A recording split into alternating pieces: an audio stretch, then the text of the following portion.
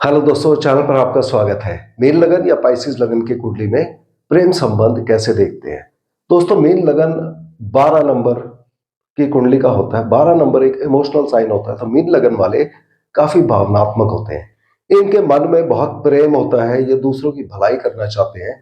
क्योंकि प्रेम संबंध के भाव में नंबर 4 लिखा है, जिसके मालिक चंद्रमा देवता होते हैं। चंद्रमा मन के कारक होते हैं, तो इनके मन में सबके लिए बहुत प्यार होता है। सबका लेवल वो बढ़ाना चाहते हैं, सबको मदद करना चाहते हैं। इनमें से बहुत लोग चैरिटेबल ऑर्गेनाइजेशन में काम करते हुए भी पाए जाते हैं। मनुष्यों के लिए या जानवरों के लिए भी ये लोग काम कर सकते हैं। तो इनके मन बहुत रोमांटिक होता है और ये एक आइडियल लव अफेयर चाहते हैं।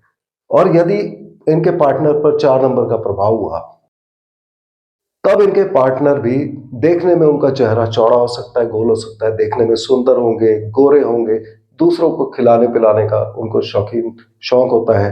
और ये एक नर्चरिंग नेचर होती है, एक माँ की तरह वो दूसरों के लिए केयरिंग होते हैं। मगर यहाँ पर जैसे जैसे दूसरे ग्रह आते जाएंगे इस जगह पर, तो ग्रहों का प्रभाव बदलता रहता है। तो मैं डिग्री वाइज पूरी कुंडली को कवर करूंगा, सारे भावों को, जो भी यहां पर ग्रह बैठे होंगे। सभी 11 भावों में कोई भी ग्रह बैठा होगा, वो व्यक्ति को प्रेम संबंध दे सकता है। केवल पंचम भाव भी इसके लिए नहीं देखा जाता। तो सभी कंडीशन को हम एक एक करके देखेंगे। सबसे पहले पंचम भाव, इसकी दो कंडीशन है, या तो ये भाव खाली होगा, यहां कोई ग्रह नहीं होगा, या यहां पर कोई ग्रह होगा। यदि यहां कोई ग्रह नहीं है, तब हमें चंद्रमा देव की पोजीशन कुंडली में चेक करनी है। उनकी स्थिति बताएगी कि प्रेम संबंध सफल होगा या नहीं। जब चंद्रमा देवता लग्न में बैठे होंगे, तो ये अच्छी पोजीशन है, प्रेम संबंध में सफलता मिलेगी। जब चंद्रमा देवता द्वितीय भाव में बैठे होंगे, ये भी प्रेम संबंध के लिए अच्छा है। जब ये तृतीय भाव में बैठे होंगे, तो अपनी उच्च राशि में आ जाएंगे, ये भी अच्छी कंडीशन है। और यहाँ पर व्यक्ति ऑनलाइन इंटरनेट डेटिंग साइट इत्यादि से जाके खुद ही प्रपोजल दे सकते हैं प्रेम संबंध का। यदि चतुर्थ भाव में बैठे होंगे, यहाँ प्रेम संबंध में कमजोरी करेंगे, प्रेम संबंध होगा भी और टूटेगा भी। यदि अपने ही राशि में बैठे होंगे पंचम भाव में, तो बहुत अच्छी कंडीशन हो जाएगी। प्रेम संबंध के बारे में व्यक्ति लगातार सोचेगा और सफलता मिलेगी। जब छठे भाव में बैठे होंगे, शत्रुता का भाव है, तो प्रेम संबंध में इमोशंस की वजह से ब्रेकअप हो सकता है, तो उस बारे में आपने सावधान रहना है। जब चंद्रमा देवता सप्तम भाव में बैठे होंगे, शादी का भाव है, प्रेम का मालिक विवाह के भाव में आ गया, तो प्रेम विवाह का योग बना देंगे। और इसके मालिक बुध देवता होते हैं, तो बुध और चंद्रमा ये दोनों मिलकर प्रेम विवाह का योग दे सकते हैं। मगर उस कंडीशन में हमें चतुर्थ भाव जरूर देख लेना चाहिए, जो हम बुध के साथ देखेंगे। यदि चंद्रमा देवता अष्टम भाव में बैठे होंगे, तो व्यक्ति का मन प्रेम के बारे में चिंता करेगा, या फिर व्यक्ति को एक छुपा हुआ सीक्रेट हिडन लव अफेयर दे सकते हैं, एक्स्ट्रा मैरिटल लव अफेयर दे सकते हैं। और वो अफेयर बाद में व्यक्ति को बदनामी दे सकता है। यदि चंद्रमा देवता नवम भाव में बैठे होंगे, यहां पर अपनी नीच राशि में आ जाएंगे, उसके बावजूद भी ये वाला भाव अच्छा है, तो ज्यादातर लोगों को प्रेम के रिगार्डिंग अच्छे रिजल्ट देंगे। जब चंद्रमा देवता 10वें भाव में बैठे होंगे, तब व्यक्ति का प्रेम संबंध अपने ऑफिस में किसी कोलीग इत्यादि के साथ हो सकता है। जब 11वें भाव में बैठे होंगे, तो बहुत अच्छी कंडीशन है, यह प्रेम संबंधों में सफलता देंगे, ये लाभसान है। और जब चंद्रमा देवता 12वें भाव में बैठे होंगे, तब ये कमजोरी का भाव होता है। यहां हो सकता है कि व्यक्ति का मन खुद ही प्रेम संबंध में पड़ने का ना पड़े, या व्यक्ति अपना प्रेम संबंध खुद ही तोड़ दे। अब पंचम भाव में चंद्रमा के अलावा बाकी ग्रह भी हो सकते हैं। वो सब क्या प्रभाव देंगे? यदि सूर्य देव यहां पर विराजमान है, तब हमें कुंडली का ये वाला भाव चेक करना चाहिए। अगर ये भाव खाली है, उस केस में प्रेम संबंध में ब्रेकअप होगा ईगो इश्यूज की वजह से। अगर यहाँ कोई और ग्रह बैठा है, तब यहाँ प्रेम संबंध में सूर्यदेव सफलता देंगे। अगर यहाँ पर मंगल देवता विराजमान होंगे, मंगल देवता अपनी नीच राशि में आ जाएंगे, तो नीच भंग राजयोग अवश्य चेक कर लेना चाहिए। फिर भी मंगल देवता इस कुंडली में दो अच्छे भाव के मालिक होते हैं, एक त्रिकोण भाव के और द्वितीय भाव के। तो ये ज्यादातर लोगों को फिर भी प्रेम संबंध में सफलता ही देंगे।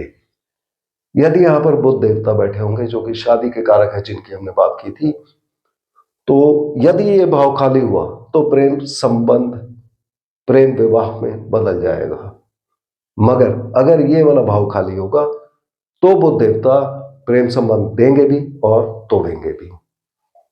यदि बृहस्पति देव यहाँ विराजमान हुए, बृहस्पति देव लग्नेश होते हैं, तो व्यक्ति प्रेम संबंध करेगा, वहां सफलता पाएंगे और प्रेम संबंध ऑफिस में किसी कोलीग के साथ, ऑफिशियल सर्कल्स में, वहां पर हो सकता है। यदि शुक्र देवता यहाँ पर विराजमान होंगे तो व्यक्ति ऑनलाइन डेटिंग साइट, इंटरनेट इत्यादि पर जाकर प्रेम संबंध ढूंढेंगे और वहां प्रपोजल देंगे। मगर शुक्र देवता यहाँ रहते हुए हमें कुंडली का अष्टम भाव अवश्य देख लेना चाहिए। अगर ये भाव खाली होगा तब प्रेम संबंधों में कठिनाई आएगी, या फिर एक छुपा हुआ हिडन सीक्रेट लव अफेयर या एक्स्ट्रा मैरिटल अफेयर दे सकते हैं। यदि शनि देव यहाँ पर विराजमान हुए तो ज्यादातर कुंडली में ये अच्छा प्रभाव देंगे प्रेम संबंध के रिगार्डिंग, सिवाय उन कुंडली में जिनके ये वाला भाव खाली होगा। अगर ये वाला भाव खाली होगा तब व्यक्ति प्रेम संबंध करने से कतराएगा या प्रेम संबंध खुद ही तोड़ देगा। यहां पर एक बात आपको और ध्यान रखनी चाहिए कि शनिदेव चूंकि ये दो भाव के मालिक होते हैं, तो मीन लगन की कुंडली वालों को अपने भेद अपने दोस्तों को नहीं बताने चाहिए, क्योंकि बाद में वो आपके सीक्रेट्स को इस्तेमाल करके आपको नुकसान पहुंचा सकते हैं।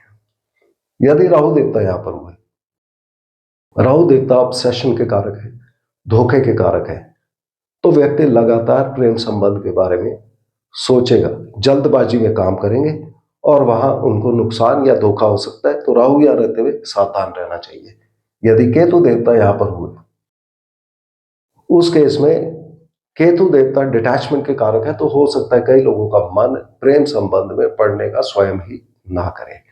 यहां पर हमने याद रखना है कि मंगल देवता इस राशि में नीच हो जाते हैं, तो नीच भंग राजयोग देख लेना चाहिए, और बृहस्पति देव इस राशि में उच्च हो जाते हैं, तो वो वाली कंडीशन अच्छी हो गई। और इसके मालिक जो चंद्रमा देवता होते हैं, वो अगर यहां पर होंगे तो उच्च हो जाएंगे और यहां पर होंगे तो नीच हो जाएंगे, तो इधर चंद्रमा का नीच भंग राजयोग भी चेक कर लेना चाहिए। अब यह प्रभाव इंडिविजुअल ग्रहों का था, मगर व्यक्ति का प्रेम संबंध कब होगा? तो प्रेम संबंध के लिए जितने भी यहां पर ग्रह बैठे होंगे, वो जब भी दशा अंतर दशा प्रत्यंतर दशा में जुड़ेंगे वो प्रेम संबंध देंगे। अगर यहाँ कोई ग्रह नहीं है तब हमने चंद्रमा को लेना है। इसके अलावा बाकी 11 भाव में बैठे हुए कोई भी ग्रह व्यक्ति को अपनी दशा अंतर दशा प्रत्यंतर दशा में प्रेम संबंध दे सकते हैं। वो कैसे होगा? हम दशा अंतर दशा की सीक्वेंस के अनुसार चलेंगे, जो केतु देव से शुरू होती है। अगर केतु देव यहाँ पर विराजमान होंगे तब आपने अपनी कुंडली में जहां नंबर 1 लिखा है, जहां नंबर 5 लिखा है और जहां नंबर 9 लिखा है, ये 3 भाव चेक करने हैं।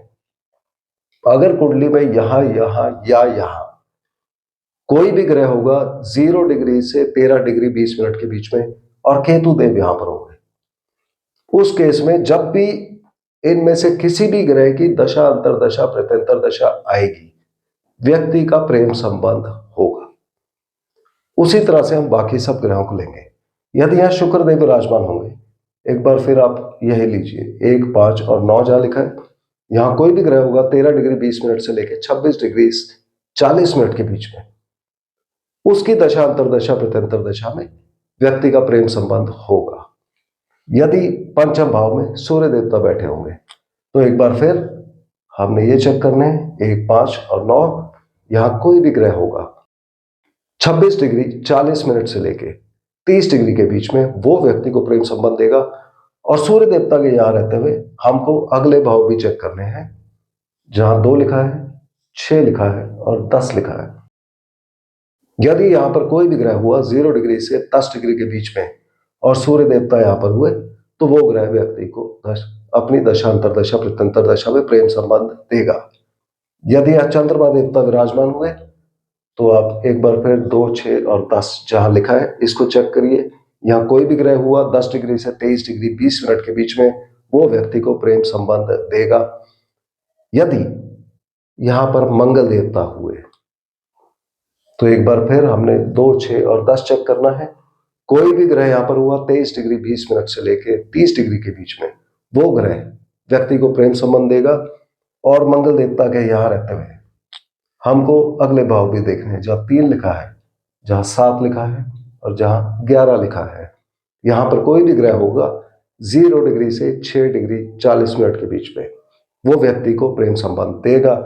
यदि पंचम भाव में राहु देवता बैठे होंगे तो एक बार फिर 3, 7 और 11 जहां लिखा है, इनको आप चेक करिए। कोई भी ग्रह यहाँ पर है 6 डिग्री 40 मिनट से लेकर 20 डिग्री के बीच में, वो व्यक्ति को अपनी दशांतर दशा प्रत्यंतर दशा में प्रेम संबंध देगा। यदि यहाँ पर बृहस्पति देव विराजमान हुए तो एक बार फिर 3, 7 और 11 देखिए, कोई भी ग्रह यहाँ पर हुआ 20 डिग्री से लेकर 30 डिग्री के बीच में, वो व्यक्ति को प्रेम संबंध देगा। और बृहस्पति देव के यहाँ रहते हुए हमको बचे हुए भाव, जहां पर 8 लिखा है और 12 लिखा है लग्न में, इन 2 जगह को भी चेक करना है। यहां पर कोई भी ग्रह होगा 0 डिग्री से 3 डिग्री 20 मिनट के बीच में, वो व्यक्ति को प्रेम संबंध देगा। यदि यहाँ पर शनिदेव विराजमान होंगे तो इन्हीं 2 भाव में देखिए, कोई भी ग्रह अगर है 3 डिग्री 20 मिनट से लेके 16 डिग्री 40 मिनट के बीच में, वो व्यक्ति को प्रेम संबंध देगा। अगर यहाँ बुध देवता हुए जो आखिरी ग्रह बचे हैं, तब एक बार फिर हमें यहाँ बची हुई डिग्री देखनी है। यहाँ कोई भी ग्रह हुआ 16 डिग्री 40 मिनट से लेके 30 डिग्री के बीच में, वो अपनी दशांतर दशा प्रत्यंतर दशा में व्यक्ति को प्रेम संबंध देगा। तो इस तरह से आप अपनी दशांतर दशा प्रत्यंतर दशा से मैच कर सकते हैं। जो भी ग्रह यहाँ बैठा है, आप बाकी भाव में देखिए किसकी दशांतर दशा प्रत्यंतर दशा चल रही है और अकॉर्डिंगली उसको मैच कर लीजिए। अब कुंडली में कुछ कंडीशन हमें याद रखनी चाहिए कि चंद्रमा और बुध, यदि भी चंद्रमा प्रेम के और बुध विवाह के कारक है, तब भी जिन कुंडलियों में चंद्रमा और बुध एक साथ पाए जाते हैं, किसी भी भाव में उनकी युति हो, उस केस में व्यक्ति को उनकी जिंदगी में 1 या 2 बार प्रेम संबंध के रिगार्डिंग बहुत ज्यादा मेंटल टेंशन दे सकते हैं, डिप्रेशन तक में व्यक्ति जा सकता है। और दूसरी चीज, सूर्य बुध और शुक्र गोचर में आसपास चलते हैं, तो कई कुंडली में ये 3 ग्रह एक साथ एक ही भाव में पाए जाते हैं। तो यदि सूर्य बुध शुक्र किसी भी भाव में एक साथ पाए गए, तब उस व्यक्ति की शादी में प्रॉब्लम कर सकते हैं या शादी में देरी कर सकते हैं। तो खासकर ये 2 कॉम्बिनेशन आप याद रखिए। साथ ही आप याद रखिए कि ग्रह कहीं भी बैठे हो, वो अपने से आगे या पीछे वाले किसी भी भाव का प्रभाव दे सकते हैं। तो यदि आपको जन्म कुंडली के अनुसार प्रभाव नहीं मिल रहे हैं, तो उसको भाव चलित कुंडली से चेक करिए, वहां से आपको बेहतर रिजल्ट मिलने लगेंगे। तो मुझे उम्मीद है कि आपको आज का वीडियो पसंद आया होगा। अगले वीडियो में हम फिर मिलते हैं, तब तक के लिए धन्यवाद।